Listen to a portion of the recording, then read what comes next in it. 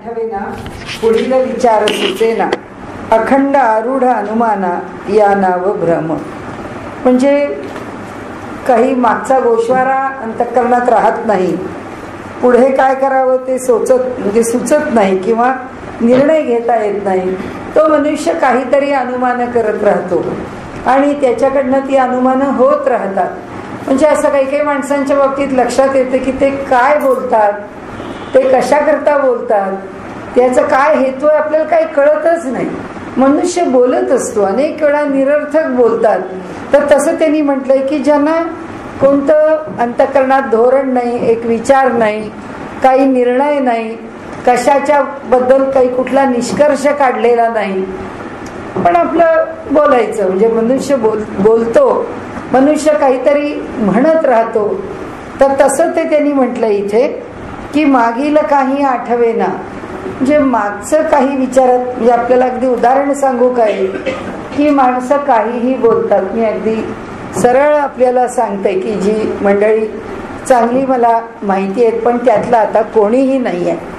नाना महाराज तराणेकरांच्याकडे आम्ही पहिल्यांदा गेलो राहायला. तर त्यांचे चिरंजीव एका शाळेचे मुख्याध्यापक आणि त्यांच्या सुनबाई पण खूप चांगल्या, म्हणजे त्यात जास्त कर्तबगार. त्यांनी नानांना सांभाळलं घरच्या आधीच्या परिस्थितीमध्ये वगैरे सगळं.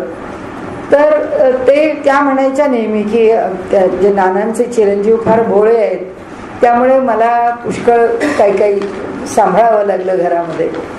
भोळे म्हणजे काय बोलावं काय नाही याचं धोरण नाही म्हणजे किती. त्यांनी काय म्हणावं की आमच्यात म्हटलं आता किती चांगलं आयुष्य मिळालं ना नाना महाराजांना, कारण ते त्यावेळी 90 वगैरे होते. तर म्हटलं हो म्हणाले त्याच्यात काय, म्हणजे ते लहानच होते, ते साधारण 70-72 होते. त्यात काय म्हणाले, नानांच्या माझ्या वयात 5 वर्षाचं अंतर. काय बोलतात ते, काही त्याला धोरण आहे त्याच्यातून काही उलगडा काही नाही. मंडळी बोलत असतात. म्हणजे त्यावेळी लक्षात आलं, म्हटलं या बाईंना सांभाळणं म्हणजे बरंच सांभाळलं. तर त्यामुळे त्यांनी इथे जे म्हटलंय मागील काही आठवेना पुढील विचार सुचेना. नाहीच नव्हतंच त्यांना सुधरत. म्हणजे खरंच अशी माणसं असतात. अखंड आरूढ अनुमाना या नाव भ्रम. आणि काही ना काहीतरी अनुमान करत राहतात. त्यावेळी काय वाटतं, कारण काय होतं की बुद्धीची कुवत ही इतकी कमी असते की मागचं धोरण धरता येत नाही, पुढच्याबद्दल निष्कर्ष काढता येत नाही. त्यामुळे त्यातल्या त्यावेळी जे काय स्मरण आहे त्या स्मरणावर काहीतरी व्यवहार करत राहतात, एवढंच, त्यापेक्षा अधिक नाही. ते म्हणाले ही स्थिती सुद्धा भ्रमाचीच आहे, की मनुष्य ह्या स्थितीत सुद्धा भ्रमातच आहे. प्रचिती वीण औषध घेणे, प्रचित नसता पथ्य करणे, प्रचिती वीण ज्ञान सांगणे या नाव भ्रम. प्रचिती वीण औषध घेणे, आपल्याला खरंच त्याची प्रचिती आली आहे का, तर आली असेल तर नंतर त्याचा विचार करावा, नाहीतर घेऊ नये औषध. आता हे काय आहे प्रचिती वीणा, ते पण आज आता तुम्हाला सगळी नावं सांगूनच बोलते. साधी गोष्ट आहे. प्रचिती आपल्याकडे बॉडी, ज्याला आपण तिच्या क्वालिटीज म्हणू किंवा तिचे डिसिप्लिन म्हणू, काय म्हणाल तुम्ही त्याला, ते की शरीर ज्या पद्धतीने चालतं ती चालण्याची एक पद्धत आहे. तर रुटीन चेकअप प्रत्येक मनुष्य करतो. तसं रुटीन चेकअप केलं, माझं फास्टिंग 80च्या आत, म्हणजे इतकं कमी, आणि PP केलं तर 180. म्हटलं असं होणंच शक्य नाही, एवढं PP आलं कसं. तर का मी घरी विचारलं, म्हणजे डॉक्टरांना विचारलं, म्हटलं डॉक्टर हे असं असं आलंय, मला काही हे बरोबर वाटत नाही. त्यांनी मला 1.25 तासांनी ब्लड शुगर करायला सांगितले. डॉक्टर म्हणाले दुसऱ्या दिवशी जा, आपल्या पद्धतीप्रमाणे 2 तासांनीच ब्लड शुगर कर, काही सांगायला जाऊ नको मी 1.25 तासांनी नाही आले, 2 तासांनी आले. त्याप्रमाणे मी 2 तासांनी ब्लड शुगर केली. माझी काय 125-130 पर्यंत आली. पण मी म्हटलं हे काय 1.25 तासांनी या म्हणून जर लोकांची ब्लड शुगर केली तर अहो 60% लोकांना डायबिटीज निघेल. म्हणजे मनुष्य कारण नसताना प्रचितीवीण औषध घेणे. पण असे मी कोण? मग मी काय केलं, दर 8 दिवसांनी आपल्या घरच्या लॅबमध्ये अर्थात आणि गोळविलकरांच्या लॅबमध्ये दोन्हीही लॅबमध्ये PP चेक करत गेले, फास्टिंग चेक करत गेले. प्रत्येक लॅबोरेटरीची स्टँडर्ड्स वेगळी असतात. त्या लॅबचं स्टँडर्ड ह्या लॅबचं स्टँडर्ड वेगळं. पण 1.5 महिना म्हणजे सतत हे करून दर आठवड्याला माझी काही ब्लड शुगर जास्त आली नाही. मी म्हटलं ठीक आहे डॉक्टरांना तुला एवढं कोणी उद्या म्हटलं नाही आपण एकदा मनाचं समाधान. तर मला आपल्याशी आज हे बोलताना मी का कॉन्फिडेंटली बोलतीये, कारण आमचे डॉक्टर लाला तेलंग परवाच्या दिवशी घरी आले. मला म्हणाले मला 2 तास वेळ आहे तुझ्याशी गप्पा मारत, काहीतरी बोलत राहिलो. म्हटलं लाला तू ब्लड शुगर करायला गेलो म्हणालास ते काहीतरी. तो म्हणाला अगं कितीतरी लोकांशी आता भांडावं लागतं, काही कारण नसताना. म्हणाले हे नवीन लोक आहेत, ते काय म्हणतात आणि काय नाही आपल्याला काही ते पटत नाही.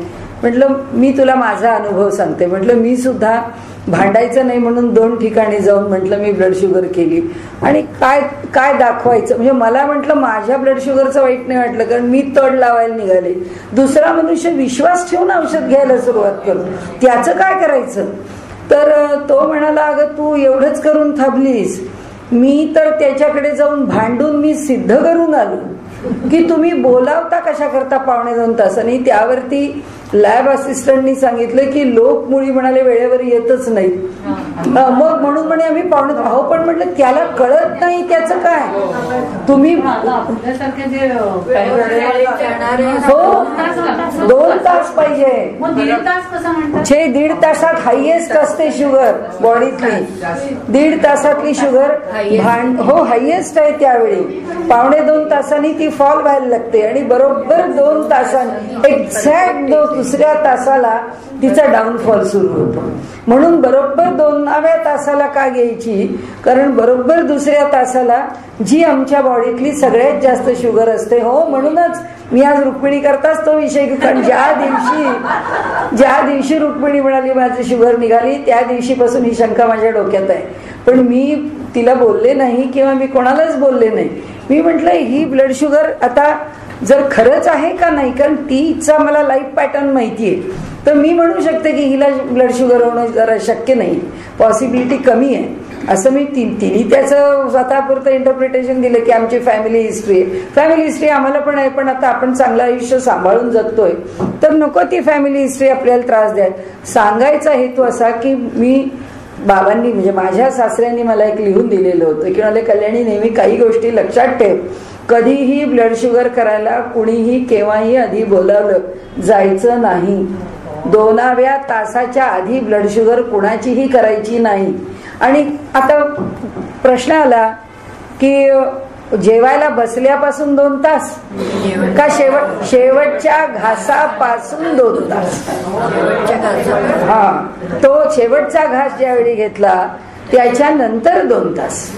आणि अशी शुगर नाही झाली तर काय त्यांनी मग तुम्हाला एक छोटी गोळी घेतोय मनुष्य गोळी. हो म्हणजे आमच्या ड्रायव्हरनी असंच सुरू केलं.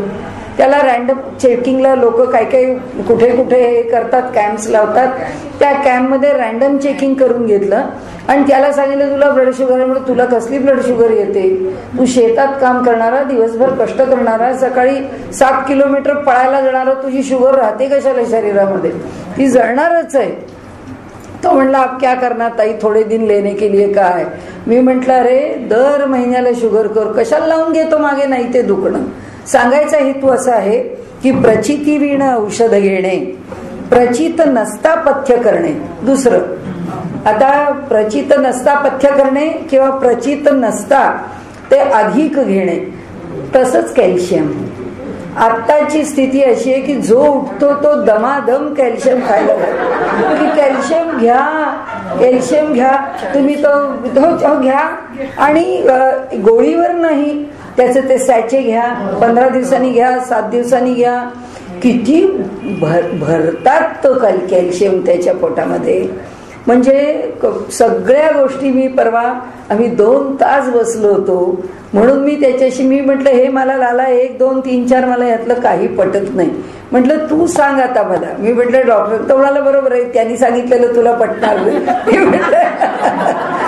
घरचा वैद्य तुम्हाला पटेल असं, बाहेरचा वैद्य बरा.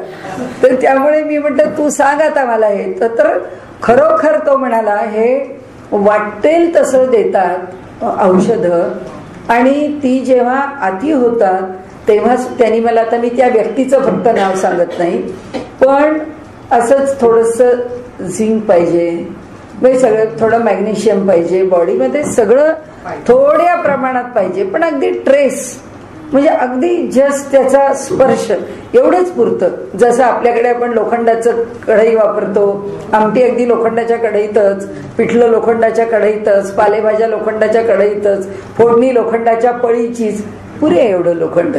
असं आपल्याकडच्या अनेक पदार्थातनं जेवढा अगदी ट्रेस, ज्याचा अगदी जेमतेम स्पर्श पण तेवढा हवा असतो, तर त्याकरता आपण ती आपल्या जेवणातून आपण घेतो, किंवा आपण ते तितकं भांड्या बिंड्यांचं पथ्य सांभाळतो.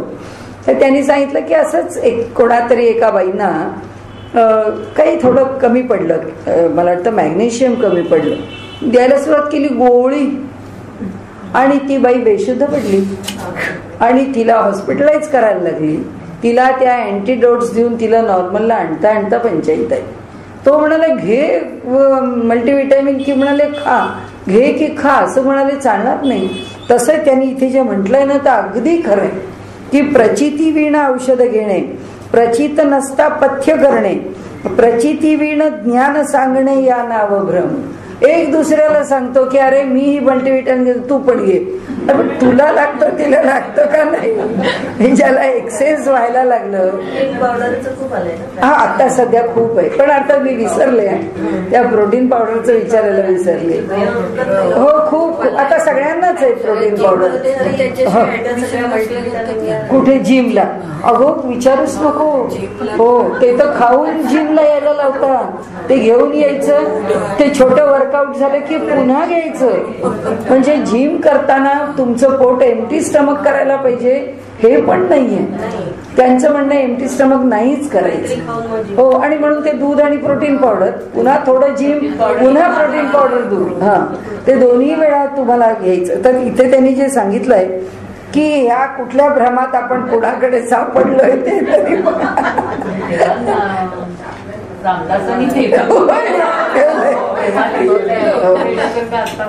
हो खरंच आहे, हो खरंच आहे. प्रचिती वीण औषध घेणे, प्रचित नसता पथ्य करणे. कारण काय, ती ब्लड शुगर आहे म्हणून साखर सोडून दिली, मी सोडून दिली, हायपोग्लायसेमिया झाला, हा, आणि मग त्रास सुरू झाला की मनुष्य त्याच्या मागे लागतो. असं वाटतं बा असेल, फॅमिली हिस्ट्री आहे, येऊ शकतं, टेन्शन येतं, काय अनेक कारण आहेत, आजचं सगळं स्ट्रेस आहे लाईफ मध्ये.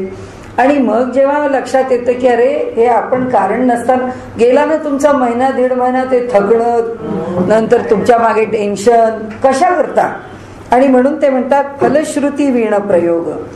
कोणताही प्रयोग केला आणि त्याचं जर फलच नाही मिळालं, दोन भाग आहेत त्याच्यामध्ये, त्यांनी फलश्रुती शब्द वापरलाय.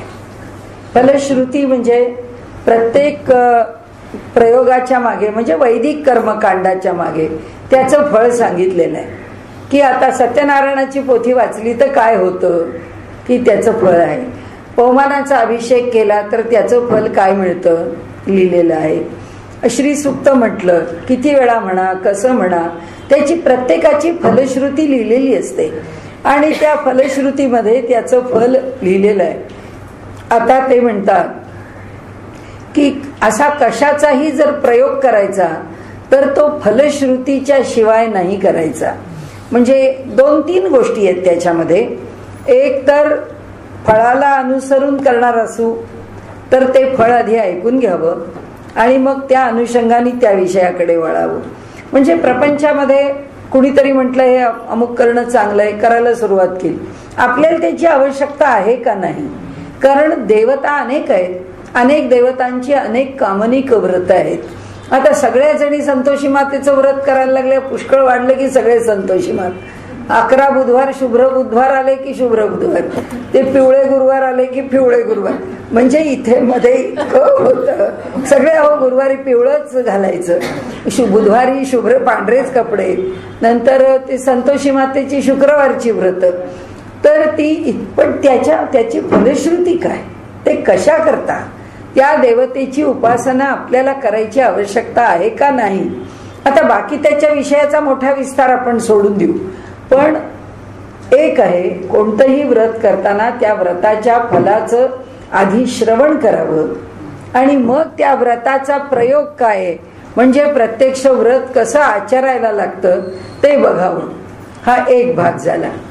दुसरा भाग असा आहे की त्याची फलश्रुती नीट समजून घ्यावी आणि मग ती देवतेची उपासना किंवा ती उपासना आपल्याला आवश्यक असेल तरच आपण अवलंबावी, अन्यथा अवलंबू नये. काही त्याची आवश्यकताच नाहीये, त्याच्यामध्ये कशा करता पडायचं आणि अशी कामनिक व्रत करायची. हा दुसरा भाग. तिसरा भाग असा की तो प्रयोग करताना त्या फलश्रुतीमध्ये सांगितलं आहे त्याप्रमाणे फळ मिळण्याकरता तो प्रयोग बरोबर केला पाहिजे. तो जर तसा केला नाही तर त्याचं फळ मिळणार नाही. म्हणजे आता आपल्याकडे आपण नेहमी म्हणतो तसं की गुरुजी आता लग्नाचं आहे, गुरुजी अर्ध्या तासामध्ये सगळे तुमचे विधी आटोपून टाका. म्हणजे तो आम्हाला घाई आहे. म्हणजे त्या आई वडील, मुलाचे आई वडील, मुलीचे आई वडील, त्यांना कोणाला त्याच्याशी काही घेणं देणं नसतं. लोक म्हणतात साखरपुड्याला पाहिजे कशाला ते गुरुजी बोलवायला, जरा रिंग्स एक्सचेंज करा बस झालं. आता गुरुजींना बोलावी असं एका बाजूनी म्हटलं तर दुसरी बाजू सांगते 5 मिनिटात उरका. गुरुजी म्हणतात ठीक आहे, संकल्प सांगतो, निघून जातो, मला काय करायचं. म्हणजे तो जो वाङ्निश्चय आहे, वाणीनी निश्चय करायचा, तो जर साखरपुडा नावाची जी रूढी आहे त्या रूढीशी जर तो आम्ही निश्चय जोडला मग तो झाला तरी पाहिजे. म्हणजे तो प्रयोग पूर्ण कसा होईल तर म्हणजे आता त्याची खूप आपल्या पुढे फार विस्ताराने मांडायचं आहे असं नाही, पण छांदोग्य उपनिषद जे आहे ते एवढ्याच करता आहे की छांदोग्य उपनिषदामध्ये त्यांनी असं म्हटलंय की ब्राह्मण प्रयोग करण्या, आता वास्तुशांती हा आपल्या घरातला प्रयोग आहे. वास्तुशांती आहे, विवाह प्रयोग आहे, मौंजी बंधन प्रयोग आहे. प्रयोग याचा अर्थ एक्सपेरिमेंट. कशा करता एक्सपेरिमेंट, त्यामध्ये जे सांगितलेली आहे फलश्रुती ती त्या यजमानाला प्राप्त व्हावी याकरता केलेला तो प्रयोग आहे. की विवाहाचा प्रयोग कशा करता की समाजामध्ये ते एक गृहस्थ धर्म स्वीकारताना त्यांनी सांगितलेला आहे तो संस्कार करून तो गृहस्थ धर्म अधिक स्थिरपणाने आणि दीर्घकालपर्यंत उत्तम प्रकाराने तो गृहस्थ धर्म आचरण करता यावा, अवलंबता यावा म्हणून प्रयोग आहे. आता आपल्याला जर त्या प्रयोगामध्ये रसच नाहीये आणि गुरुजी पटकन आपला अंतरपाठ धरायला लावा, आता तर काय त्या अंतरपाठ काय ते गुरुजी बिचारे धरतात. आता हल्ली गुरुजी पण वाटेल ती गाडी म्हणतात, त्यांनाही काही प्रॉब्लेम नाहीये. आणि त्यामुळे आता त्या मुलाला बम्स द्या, मुलीला बम्स द्या, काय चालू असत. म्हणजे लग्न कुठलं आलंय, हा तिला उंच करतो तो तिला उंच. म्हणजे विवाहामध्ये आता ते सगळ्या नॉर्थ मध्ये कसं झालं की हे सगळे संस्कार खूप मुसलमानांच्या, ब्रिटिशांच्या या काळात हळूहळू लयाला गेले. दक्षिणेत अजून शिल्लक आहे. तर आम्ही आता त्या टीव्हीमुळे सगळं आमच्याकडे आणलेलं आहे की आता लोक म्हणतात आदल्या दिवशी ते देवब्राह्मण वगैरे असं तुम्ही काही करू नका, देवदेवक वगैरे आम्हाला काही मान्य नाही. मग त्याच्यापेक्षा संगीत करा, मेहंदी करा. मग हे आता आलं कुठून, हे आलं सगळं टीव्ही, हे आलं सगळं सिनेमे. म्हणजे लग्नाची पद्धत गेली. म्हणजे विवाह ह्या प्रयोगामधल्या ज्या काही विशिष्ट संस्कारांना महत्व आहे ते सगळे संस्कार करा असं कोणी गुरुजींना सांगत नाही. गुरुजींना सगळे म्हणतात गुरुजी हे सगळं तुमचं अर्ध्या तासात आटोपा, तुम्हाला काय अगदी करायचं असेल ते तेवढं करून घ्या. कारण त्या आईवडिलांना रस नसतो, मुलाच्या आईवडिलांना रस नसतो, त्या मुलगा म्हणजे त्या वधूवरांना रस नसतो आणि बाकीच्या आलेल्या लोकांना तर असायचं काही कारणच नाही. ते बिचारे एकदा विवाह कधी लागतो, जेवण कधी होतं आणि आपण इथून कधी लवकर निसटतो. तेवढं हे सगळे जे प्रयोग आहेत हे प्रयोग कशा करता, कारण ते सिद्ध व्हावेत असं असेल तर तो प्रयोग करा. म्हणून फलश्रुती विण प्रयोग ज्ञाने, म्हणजे कोणतीही गोष्ट निष्फळतेनी आणि निष्प्रयोजनपणे करू नका. त्या प्रत्येक गोष्टीला काही प्रयोजन आहे आणि त्यामुळे त्या प्रयोजनाला विसरू नका. मग आता त्याचा काय व्हाया मीडिया आपल्याला काढायचा आहे, त्यातनं काय पर्याय आपल्याला मान्य आहे तो आपला विषय आहे. की आपण काय करायचं, करायचं का करायचं नाही, केल्याने काही बिघडतं का, न केल्याने काही बिघडतं का. प्रत्येकाचं आयुष्य स्वतंत्र आहे. ज्यांनी त्यांनी आपल्या आयुष्यात याचा अर्थ काय लावायचा हे ज्याचं त्यांनी ठरवायचं आहे. कारण आज परिस्थिती अशी आहे की आजच्या परिस्थितीमध्ये कुणावरही कशाचंही दुर्दैवानी आमच्या धर्मामध्ये बंधन नाही आहे. त्यामुळे आम्ही ते बंधन मानत पण नाहीये. मग आता काय, ज्याला जे योग्य वाटेल, मानावं असं वाटेल मानावं, नाही मानावं असं वाटेल त्यांनी सोडून द्यावं. कारण आपण त्याच्यापेक्षा अधिक काही म्हणू शकत नाही.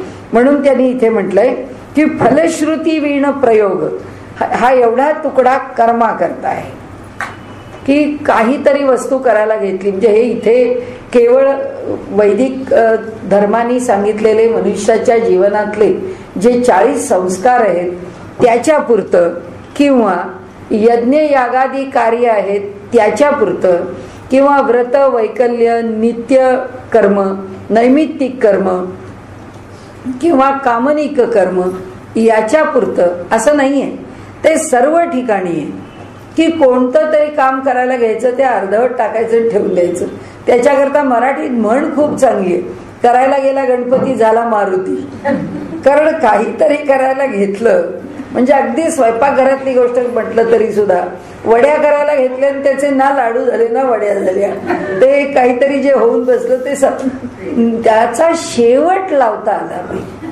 फलश्रुती याचा अर्थ कोणतंही काम करायला घ्या ते तडीस नेता आलं पाहिजे, ते शेवटाला नेता आलं पाहिजे. तर त्याचा प्रयोग करा. म्हणजे कोणत्याही कामामध्ये उडी घेताना किंवा हात घालताना हे काम आपल्याला झेपणार आहे का. म्हणजे फार असे ज्याला आपण म्हणतो ना की अत्यंत धाडसी असे भेद करायला जाऊच नाही, आपल्याला जमेल तेवढं जमावं करावं. आणि म्हणून त्यांनी सांगितलं की उगाचच प्रचित इथे फलश्रुती वीण प्रयोग असं अनेक क्षेत्रात आहे. आपल्याकडे सुद्धा आता काही लोक उपवास करायला घेतात, 16 सोमवारचं व्रत, शेवटी उरकत नाही त्यांना. काही काही मंडळी तर ते करता करता सुद्धा सोडणारी आहेत. आणि मग आता ते सोमवारचं व्रत आहे म्हणजे शंकराचं आहे, ते सोडलं तर काय होईल, थोडे घाबरतात मग सोडून मोकळे होतात. पण कुठलंही व्रत घ्या कशाला, ते तडीस नेता येत नसेल तर करा कशाला. आणि म्हणून ज्ञानेवीण नुसता योग म्हणाले. तसंच योगाचा किंवा योग मार्गाचा अवलंब करायला निघाला आणि कुणाकडनं काहीतरी ऐकलं आहे. आणि आज तर असंच आहे, आज गल्ली गल्लीमध्ये योगाचे वर्ग चालतात. ते योग मला तर अगदी परवा एका बाईंनी फार प्रामाणिकपणे सांगितलं. म्हणजे ज्यांच्याकडे आम्ही भेटायला गेलो होतो त्या म्हणाले माझे योगाचे क्लासेस आहेत. म्हटलं मग तुम्ही कोणाकडे शिकलात, तुम्ही काय नाही. तर त्या म्हणाले शिकले मी असंच जरा जवळपास कुठेतरी 1-2 महिने आमच्या बदल्या त्याच्यात मी कुठेतरी होते, तिथे थोडंसं शिकले. पण तुम्हाला खरं सांगू का म्हणाल्या, माझ्या वर्गांचं नाव योगाचे वर्ग असं आहे, पण आमच्या इथे योग वर्गापेक्षा आमची गेट टुगेदर्स असतात. म्हटलं उत्तम. म्हटलं सांगतानाच तुम्ही सांगितलं हे बरं. अहो म्हणाले बायकांना असं वाटतं की 10-15 जणींनी आपण एकत्र यावं. मग कुठे काय आम्ही केले तर केले नमस्कार, नाही तर नाही, काहीतरी थोडंफार करतो. आणि म्हणाले मग आमच्या ट्रिप्स असतात, गप्पा असतात, आम्ही भेटतो आमच्या भिशी. म्हटलं योग वर्गाचं हे स्वरूप अजून पाहिलं नव्हतं, बाकी खूप प्रकार पाहिले होते. आता काही ठिकाणी योगाचा अभ्यास करायला आपण गेलो तर त्या अभ्यास करून घेणाऱ्यांना खरं म्हणजे ह्या ज्या क्रिया आहेत ज्याला षटक्रिया म्हणतो त्या क्रिया किती माहीत असतात, त्या प्रत्येक क्रियेचा काय त्रास होतो किंवा त्या लाभदायी आहेत की नाही हे माहीत सुद्धा नसतं. तरी सुद्धा आपलं एक छोटंसं भांडं ठेवलेलं असतं, नाकानी पाणी घालाय, काही वेळ लागत नाही ते शिकायला. कारण ते आपल्याला थोड्याशा युक्तीने लगेच यायला लागतं. पण आणि सांगतात कसं की हे केल्याने आपला हा सगळा पॅसेज सगळा स्वच्छ होतो. पॅसेज स्वच्छ होत नाही, सायनसेस मोकळे होत नाही, त्या पोकळ्यांमध्ये सायनस भरायला लागतं. हो, कारण त्या पाण्याच्यामुळे जो पॅसेज आपण निर्माण करून ठेवतो त्याच्यामध्ये कफ भरायला सुरुवात होते. आणि म्हणजे कुठलाही प्रयोग करताना त्याची पूर्ण माहिती नसताना आम्ही हे करून घेतो. हे सगळं कसं आहे माहितीये का, की डोकं दुखायला लागलं, त्रास व्हायला लागला, तब्येत बिघडली आणि जर का काही लवकर त्याच्यावर उपाय पाहिजे तर हे योजलेले उपाय आहेत. हे म्हणजे औषध म्हणजे अन्न नव्हे आणि अन्न म्हणजे औषध नव्हे. कारण अन्न रोज खाल्लंच पाहिजे. औषध नैमित्तिक आहे, प्रासंगिक आहे. हे प्रासंगिक प्रयोग आहेत. हे त्यांनी नैमित्तिक केले. पण त्याचं नुकसान काय हे लोकांना नंतर कळतं. म्हणजे त्यांनी जे म्हटलंय ना की ज्ञानाविण योग, त्यांनी मोठी आपल्याला म्हणजे एक इशारा किंवा एक मोठी धोक्याची सूचना देऊन ठेवलेली आहे की काहीतरी योगाच्या मागे लागायचं. मग पहिल्यांदा लोक आहेत, आज सुद्धा मला लोक माहिती आहेत की जीभ बाहेर काढता यावी, खालून कापायला लागते ना जीभ. म्हणजे मग ती सुटते. या इथे जी आपल्याला बांधलेली आहे जीभ खालच्या बाजूला, ते जर कापून टाकलं तर ती जीभ पूर्ण बाहेर यायला लागते. मग ती बाहेर यायला लागली म्हणजे मग ती नाकाला. मग आता असे प्रयोग करणार आहे. दुसरा प्रयोग आपल्याला सांगते की महेश योगी म्हणजे आमच्या इथे तो आपल्याच गल्लीत आपला लेले जो आहे, जो प्रॅक्टिस करतो, तर तो आता परदेशात जातो. आणि हे तर तो मला त्याच्याकडे, अगदी तो लहान होता, अजून MD करत होता.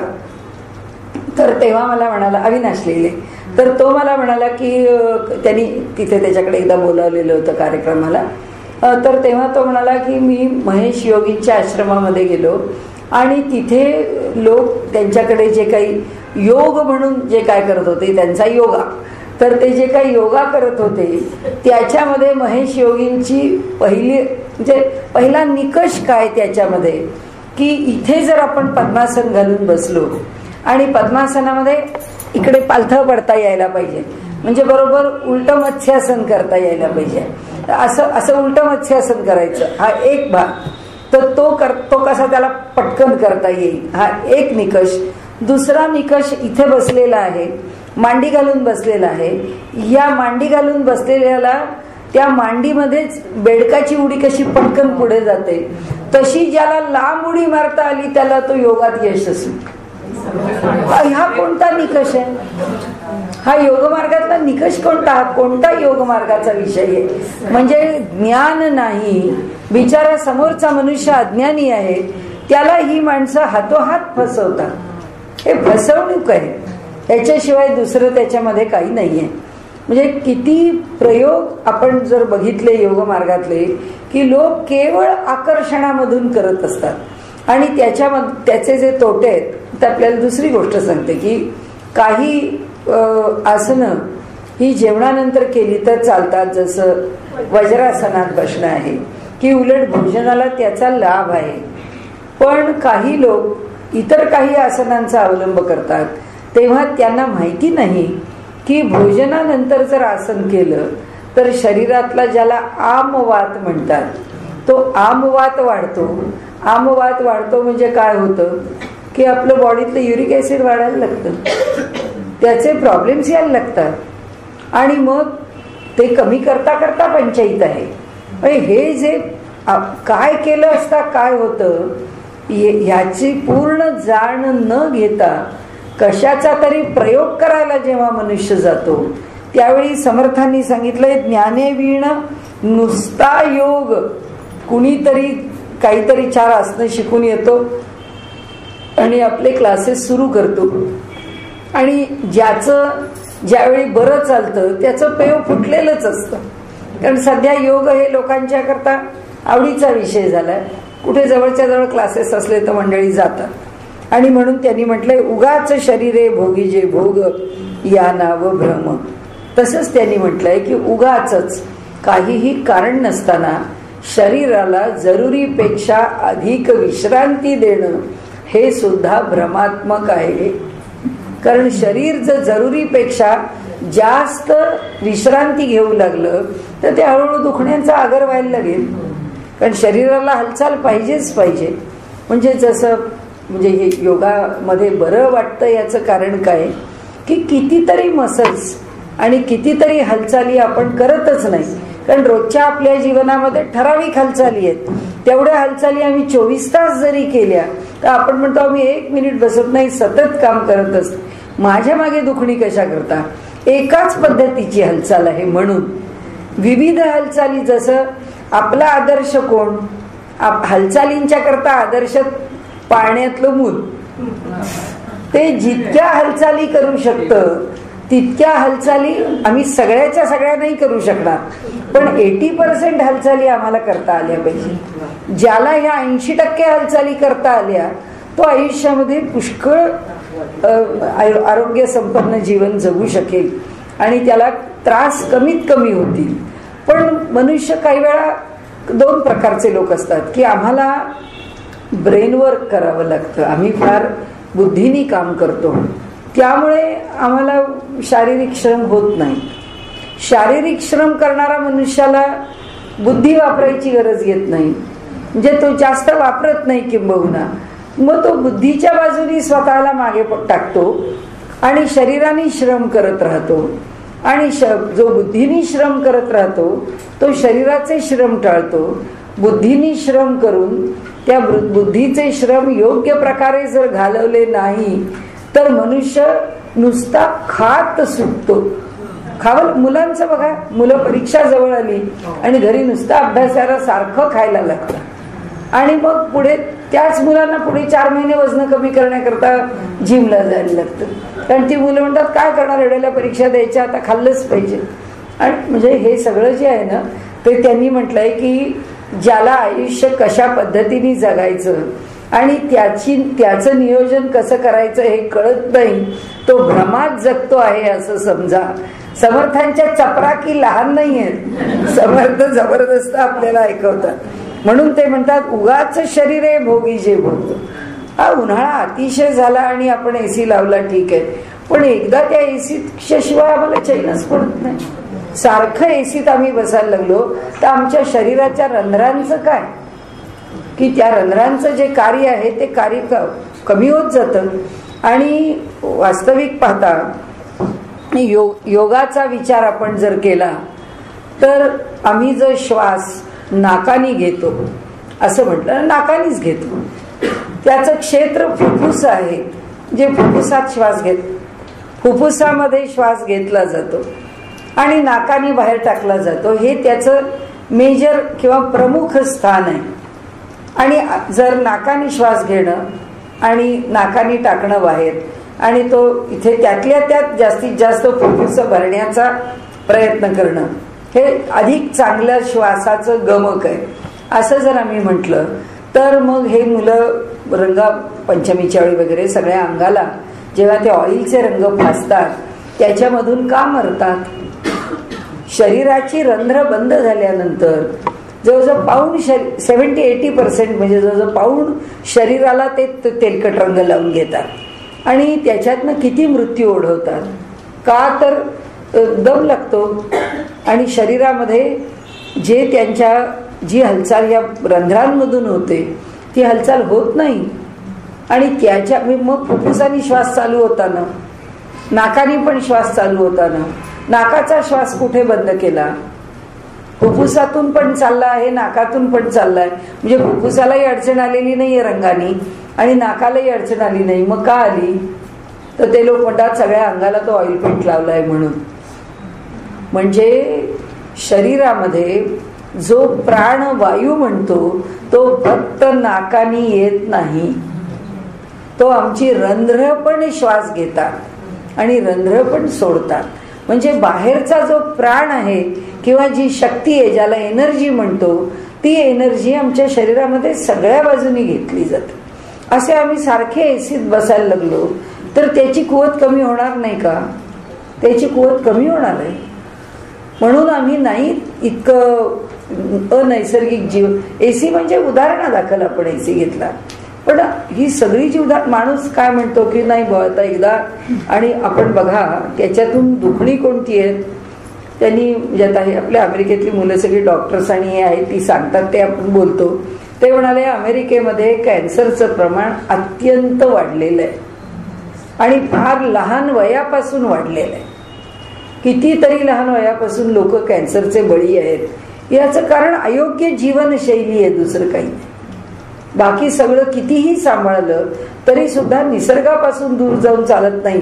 समर्थ आपल्याला शिकवतात की ज्याला जीवन कसं जगावं कळत नाही तो पहिला भ्रमात आहे समजा. आणि म्हणून त्यांनी सांगितलं की ब्रह्मा लिहितो अदृष्टी आणि वाचून जाते सटी ऐशा प्रकारीच्या गोष्टी या नाव भ्रम. म्हणाले ब्रह्मदेवानी आमच्या कपाळावर जे लिहून ठेवले ते काय, म्हणजे ललाट रेषा कधी पालटेना, ते कोणी लिहिलेले आहेत? विधी लिखित. विधी म्हणजे ब्रह्मदेव, लिखित म्हणजे लिहिलेलं. ब्रह्मदेवानी लिहिलेल्या ललाटावरच्या ज्या रेषा म्हणजे त्याचं लिखाण हे कधी पालटणार आहे, कधी पालटणार नाही, आम्हाला तेच भोगावं लागणार आहे असं म्हणून मनुष्य काही विपरीत घडलं काय करणार, आपल्या नशिबात होतं म्हणून घडलं, जे नशिबात आहे ते भोगावं आणि गप्प बसावं. तर ते म्हणतात की तो अदृष्टी लिहितो. अदृष्टी म्हणजे जन्माला येण्याच्या आधी ज्याचं फळ अजून भोगायचं आहे आणि जे आम्ही पाहिलेलं नाही ते फळ आम्हाला बघायला मिळतं का? आम्हाला काय बघायला मिळतं? आता सध्या आमचा ज्ञानेश्वरीत तोच विषय चाललाय, तोच पुढे येईल की आम्हाला कर्म दिसतं का?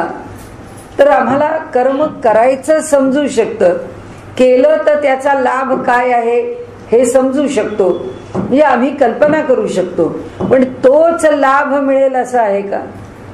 की जसं कुणी सांगितलं क्रोसिन घ्या की लगेच डोकं दुखायचं थांबेल, की एक क्रोसिन घेतली पण प्रचंड डोकं दुखते, नाही अजून तुम्ही क्रोसिनचा डोस याच्यापेक्षा जास्त घेऊ शकता, अजून थोडं क्रोसिन घ्या, म्हणजे आणखी एखादी गोळी घ्या 2 तासांनी, आणखीन बरं वाटेल. आता त्या शरीराला त्या क्रोसिनच्या गोळीनी बरं तर नाहीच वाटत, पण त्या क्रोसिनला तो रिॲक्ट करतो.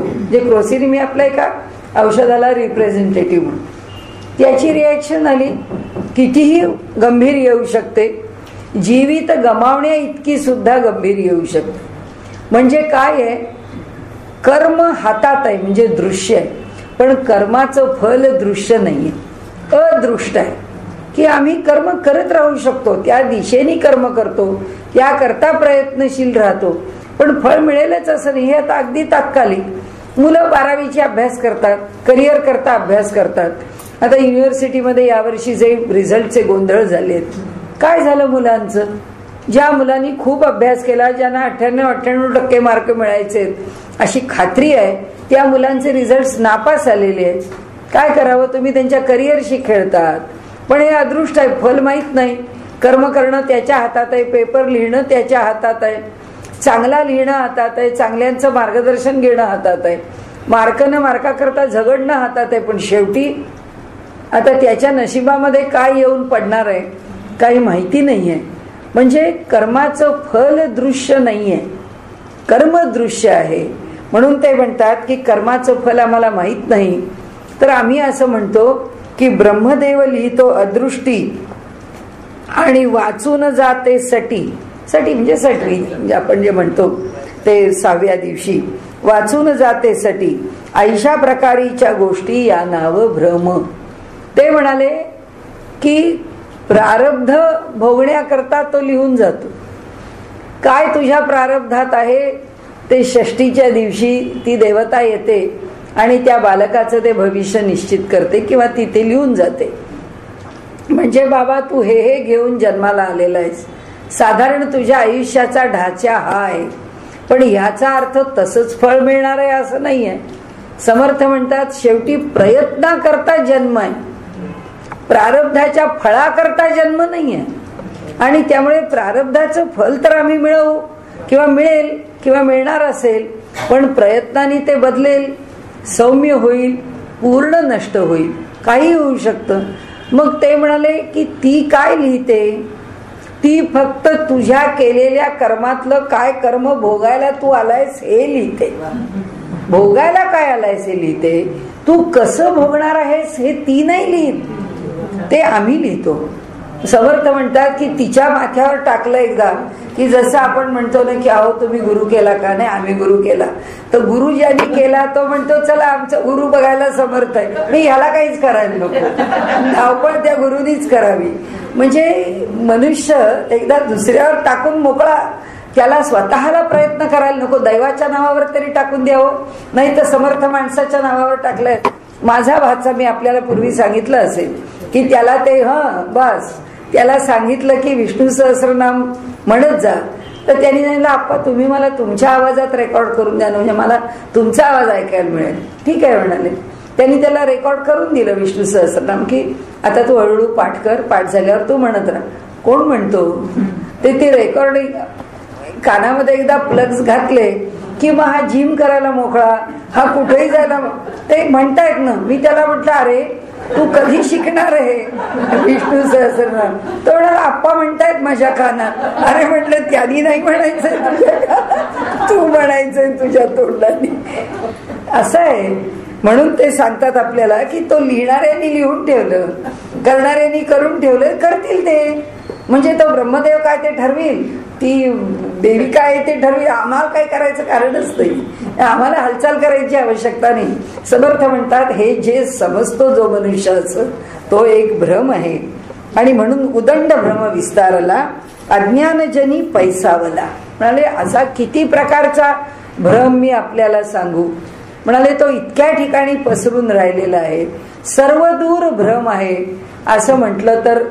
कारण जोपर्यंत अविद्या आहे, जोपर्यंत अज्ञान आहे, जोपर्यंत मायेचा पडदा आहे, तोपर्यंत भ्रम आहेच आहे. प्रत्येकाचे भ्रम वेगळे असतील. एकानी लावलेला शोध दुसऱ्यानी पळवून नेऊन आपल्याला नोबेल प्राइज मिळवायचा हा तरी काय भ्रमच आहे की जे आपल्या बुद्धीतून निर्माण झालं नाही, जे दुसऱ्याच्या बुद्धीतलं आहे ते आपल्या नावाने काय म्हणून प्रसिद्ध व्हावं, त्याची काय म्हणून अपेक्षा असावी. हे सर्व प्रकारची जी राजकारण सगळे भ्रम आहे. म्हणजे आपल्याकडे ते नाट्यसंगीत प्रसिद्ध आहे, जगी हा खास वेड्यांचा पसारा मांडीला सारा. सगळीकडे वेडे म्हणजे भ्रमात राहणारा मनुष्य आहे. प्रत्येक जण काही ना काहीतरी भ्रम घेऊन आहेच आहे. समर्थ म्हणतात की म्हणून अल्पसंख्येते बोलीला कळावया कारणे. आपल्याला आता किती उलगडून सांगू म्हणाले, कुठे ना कुठेतरी काही ना काहीतरी भ्रमात्मक मनुष्याकडे राहतच राहतं. म्हणाले भ्रमरूप विश्व स्वभावे. आता ते मूळ ठिकाणी आले की आपण सगळेजण, सगळ्यांनाच भ्रम. भ्रम म्हणजे काय? अविद्या. अविद्या म्हणजे जे सुखाचं नाही ते आम्हाला सुखाचं वाटतंय, जे शुची नाही म्हणजे जे शुद्ध नाही ते आम्हाला शुद्ध वाटत आहे, जे नित्य नाही ते आम्हाला नित्य वाटत आहे. आणि असं वाटून जे अनात्म आहे ते आम्हाला आत्मरूप वाटत आहे. हे असं सूत्र आहे. म्हणून त्या सूत्राच्या आधाराने आपल्या पुढे सांगते की ह्या सगळ्या गोष्टी आम्हाला अशा अनुभवाला येतात. त्याला तत्वज्ञानाच्या भाषेमध्ये ख्याती असं म्हटलेलं आहे की अनित्यशु नित्य ख्याती. जे अनित्य आहे त्याच्या ठिकाणी नित्य आहे असं वाटणं आहे. म्हणजे हा भ्रम आहे. आमच्याकडे म्हणजे मोठ्या बायका नेहमी ती म्हणत नाही, पण त्या नेहमी म्हणतात की त्यांचं म्हणणं असं की जावाई आपल्या लेकीचं ऐकतो म्हणजे जावाई माझा भला, आणि पुढे माझा मुलगा सुनेचा ऐकतो म्हणजे आपल्याला माहितीये पुढे काय. हा भ्रमच आहे की तिकडच्या बाजूनी हा भ्रम आहे, इकडच्या बाजूनी पण हा भ्रमच आहे. सर्व बाजूनी भ्रम आहे. भ्रमामध्ये जग राहतं. हे जे त्यांनी म्हटलेले अनेक प्रकारचे भ्रम आहेत. मग त्यांनी नात्यातले भ्रम आहेत, समजण्यातले भ्रम आहेत, वृत्तीतले भ्रम आहेत, चित्तातले भ्रम आहेत. म्हणून ते म्हणतात उदंड भ्रम विस्तारला. आपण भ्रमात. आता असं आहे, हा पदार्थ आवडला म्हणून मला खावासा वाटला म्हणून मी तो यथेच्छ खाल्ला. दुसऱ्या दिवशी डॉक्टर विचारतात, डॉक्टर आज बरं वाटत नाही, डोकं दुखते, काल काय खाल्लं होतं? कारण एकादशी होती, मग मी साबुदाण्याची खिचडी खाल्ली होती, मला सोसत नाही पण डॉक्टर आज अगदी खावीशी वाटली म्हणून खाल्ली, आता भोगा. म्हणजे त्यांनी म्हटलं की उदंड भ्रम विस्तारला. आता तो इतक्या ठिकाणी पसरलेला आहे, इतक्या प्रकारे पसरलेला आहे की ते म्हणतात की आम्ही भ्रमातच वावरतो. कारण त्याला भ्रम का म्हटलं? कारण आपल्याला माहिती आहे की आपल्याला साबुदाण्याबरोबर शेंगादाणे हे जे होणार संयोग आहे ते काही आपल्याला जे काय ते कॉम्बिनेशन आहे, काय त्याचं मिश्रण आहे माहित नाही, पण ते हैराण करणार आहे एवढी गोष्ट खरी. हे माहीत असताना सुद्धा ते खाण्याची हौस का? याचा अर्थ पुन्हा भ्रमच आहे की माहिती आहे हे खाणं बरं नाही तरी खातो म्हणजे भ्रम. ते म्हणाले असं जगामध्ये सर्व बाबतीमध्ये आहे की आता पुष्कळ गोष्टी आपण पुढे जाऊ म्हणाले. उदंड भ्रम विस्तार अज्ञानजनी हो ना, काही विषयापासून लांब लांब जातो. अज्ञानजनी पैसावला, अज्ञानी मनुष्याच्या ठिकाणी त्याचा विस्तार अधिक आहे. जो थोडा ज्ञानाने विचार करतो तो ज्ञानी मनुष्य म्हणतो नाही हे झालं बघ, तेवढं व्हायला पाहिजे म्हणजे व्हायला पाहिजे, हे करायला पाहिजे म्हणजे करायला पाहिजे. आणि एक त्याच्याकडे निश्चित नियोजन आहे आणि एक निश्चित निर्णय आहे. तो त्या निर्णयापासून दूर होत नाही. ते आज आणि असं म्हटलं म्हणून मी तसं केलं, मग तो तसं म्हणाला म्हणून मी त्याच्याबरोबर गेलो, मग मी त्याने झाला म्हणजे याचा दिवस सगळा घरंगळला. पण ज्याच्या ठिकाणी एक काही निश्चित विचारधारा आहे तो म्हणतो नाही माझं आजचं असं असं ठरलेलं आहे बुवा, याच्या पलीकडे मला काही जाता यायचं नाही.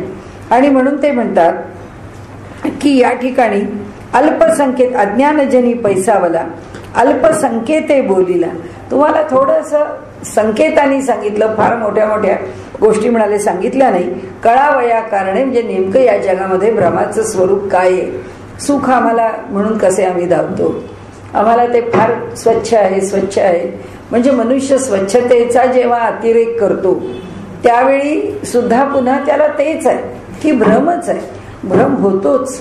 म्हणजे किंबहुना सायकियाट्रिक डिसीजेस मध्ये पहिली सिम्पटम मनुष्य जास्त वेळा हात धुवायला लागला कीच समजलं जातं की ह्या सारखीच त्याला घाण वाटते, त्याला सारखे आपले हात अस्वच्छ झालेत असं वाटतं आणि तो सारखे आपले हात धुतो.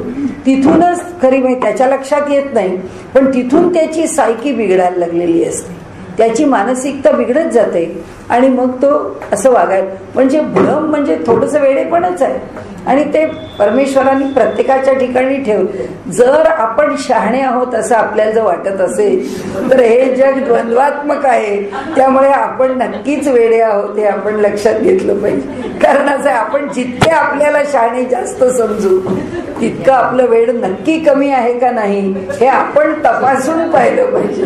नाहीतर जितके आपण शहाणे आहोत असं वाटतं कदाचित तितकंच वेडे पण आपल्यामध्ये असू शकेल, माहित नाही काय आहे. म्हणून ते म्हणाले या जगामध्ये भ्रमरूप विश्व स्वभावे तेथे काये म्हणून सांगावे, निर्गुण ब्रह्मा वेगळे अघवे भ्रमरूप. म्हणाले भ्रमरूप विश्व स्वभावे तेथे काये म्हणून. आता काय सांगावं आपल्याला की इथे भ्रमाचं स्वरूप काय. म्हणून आपण मोठ्या माणसांच्या कथा सांगतो की सगळ्या भ्रमाच्याच कथा असतात की न्यूटन सारखा शास्त्रज्ञ, आईन्स्टाईन सारखा शास्त्रज्ञ, आणि मग ते कसे गडबड करतात की जसे ॲब्सेंट माइंडेड प्रोफेसर्स की आईन्स्टाईन आपल्या घरी परत येतो, दाराची बेल वाजवतो. आता तो भलत्या वेळी आला, त्याच्या बायकोला असं वाटतं की नक्कीच आईन्स्टाईन नाहीये, दुसरंच कोणीतरी घरी आलं असलं पाहिजे. तर ती बसल्या जागेवरून सांगते की नाही आहेत सायंटिस्ट, आता घरात नाही आहेत, बाहेर गेले. अरे हो का म्हणाले, काय नाही हे चाललंय, त्याला कुठे लक्षात आलं. अशा ज्या कथा आहेत या सगळ्या भ्रमाच्या कथा आहेत. त्यामुळे ते म्हणाले निर्गुण ब्रह्मा वेगळे आघवे भ्रमरूप. आता निर्गुण ब्रह्म म्हणजे सगुण ब्रह्म आणि निर्गुण ब्रह्म असा भेद करून त्यांनी याविषयी गोष्ट सांगितली आहे की ते म्हणाले जोपर्यंत सर्व विषय सगुणात आहे तोपर्यंत सर्व विषय भ्रमात आहे. जोपर्यंत सगुण आहे, जोपर्यंत साकार आहे तोपर्यंत त्याचा एक भाग भ्रमात्मक आहेच आहे. कशाच्या पलीकडे भ्रम नाही, त्रिगुणाच्या पलीकडे भ्रम नाही. आम्ही जेव्हा त्रिगुणाच्या पलीकडच्या जगतात जातो तेव्हा भ्रम संपून जातो. म्हणून ते म्हणतात की निर्गुण ब्रह्मा वेगळे आघवे भ्रमरूप. निर्गुण ब्रह्माच्या पलीकडे सगळं भ्रमरूप आहे. तुम्ही निर्गुणाच्या आता मागे जा, म्हणजे परमात्म्याच्या त्यांची ती चतुर्दश ब्रह्माची स्वरूप आहे ती जर बघितली तर त्या निर्गुण ब्रह्माला त्यांनी कुठे ठेवलंय बघावं की मग त्याच्या मागे आपण जावं. थोडक्यात असं आहे की जे जे आविष्काराला आलेलं आहे त्या आविष्काराचा संबंध जेव्हा पंचमहाभूत आणि त्रिगुण याच्याशी येतो म्हणजे प्रकृतीशी येतो, त्या प्रकृतीच्या पुढे सगळं भ्रमात्मक आहे आणि प्रकृतीच्या अलीकडे सगळं म्हणजे निर्गुणामध्ये सर्व काही ज्ञान स्वरूप आहे. मग आता ह्याचे कुठे कुठे निकष लागतात की जोपर्यंत प्रकृतीच्या कक्षेत आहे तोपर्यंत पुनरपी जननम पुनरपी मरणम आहे. याच्या कक्षेच्या पलीकडे गेला की तो ही कक्षा ओलांडूनच पुढे जातो. ही कक्षा ओलांडून जेव्हा तो पुढे जातो तेव्हा तो पुन्हा जन्माला येत नाही, त्याला जन्माला यावं लागत नाही. कारण ज्ञानाच्या प्रांतात भले बालक मंदिरात असेल डबा घेऊन जाणारा, पण तो आता त्या त्रिगुणाला ओलांडून निघून गेलेला आहे. आता मग तिथून तो हळूहळू हळूहळू त्याला ज्या परीक्षा देता येतील त्या देत देत पुढे जाईल तो आणि ते प्राप्त करून घेईल. पण पुन्हा या लोकामध्ये, पुन्हा या ब्रह्मांडात त्याला यावं लागणार नाही. त्यामुळे ज्ञात्यास नाही संसार. त्यामुळे जो ज्ञानी पुरुष आहे त्याचा ह्या प्रपंचाशी कुठेही लेप नाही. ऐसे बोलती अपार गत ज्ञात्याचे चमत्कार या नाव भ्रम. मोठा मुद्दा आणलाय त्यांनी इथे.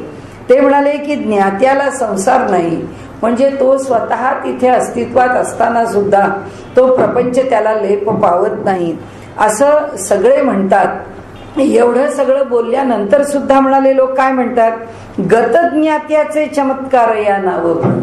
गतज्ञाता म्हणजे तो निवर्तला, म्हणजे त्या ज्ञात्यानी समाधी घेतली, त्या ज्ञात्यानी जलसमाधी घेतली, त्या ज्ञात्यानी तो म्हणजे वायू रूपाने किंवा असा कोणी योगी आहे की जो निघून गेला, म्हणजे वायू सवे मिश्रित झाला, किंवा त्यांनी जे जे काही केलं असेल ते तर त्या पद्धतीने आपला देह त्यांनी टाकून दिला.